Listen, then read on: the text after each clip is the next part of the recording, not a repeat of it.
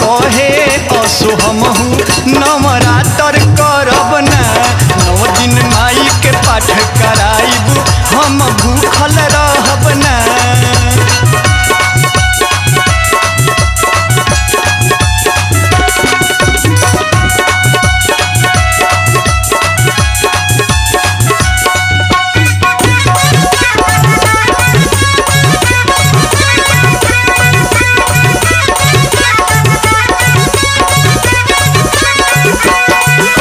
सालों भर एको ना परब छोड़ेली, छोड़े ना एको सोमारी।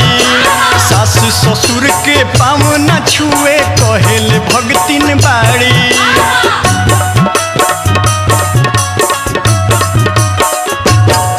हाँ सालों भर एको ना परब छोड़ेली, छोड़े ना एको सोमारी।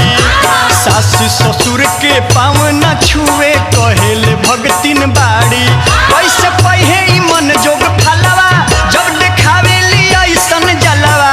कैसे पहे ई मन जोग फलवा जब देखावेली ऐसन जलवा। पतोहिया कहे असो हमहू नवरातर करब ना। 9 दिन माई के पाठ कराइब हम भूखल रहब ना।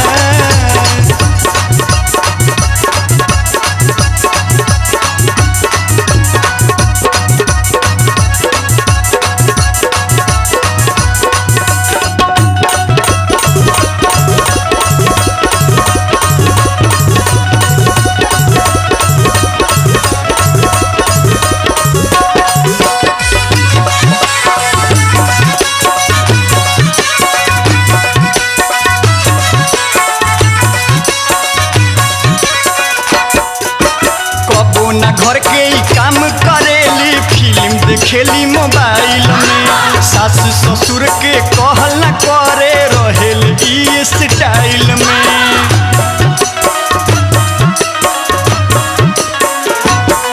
हाँ कबो ना घर के ही काम करेली, फिल्म देखेली मोबाइल में। सासु ससुर के कहल ना करे रहेल ई स्टाइल में।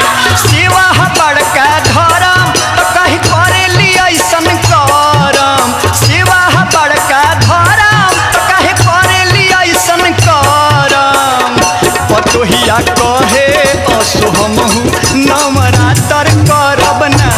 9 दिन माई के पाठ कराइब हम भूखल रहब ना।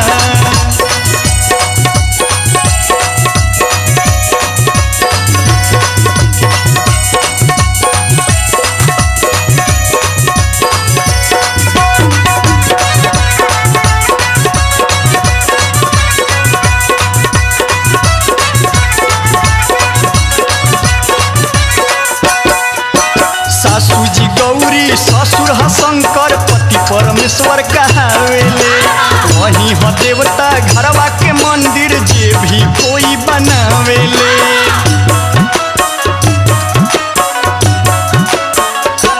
हाँ हाँ सासू जी गौरी ससुर ह शंकर पति परमेश्वर कहावेले। वही ह देवता घरवा के मंदिर जे भी कोई बनावेले। एह पतिया के जे समझेला कब होखे ना घर में झमेला। एह पतिया के जे समझेला कब होखे ना घर में झमेला।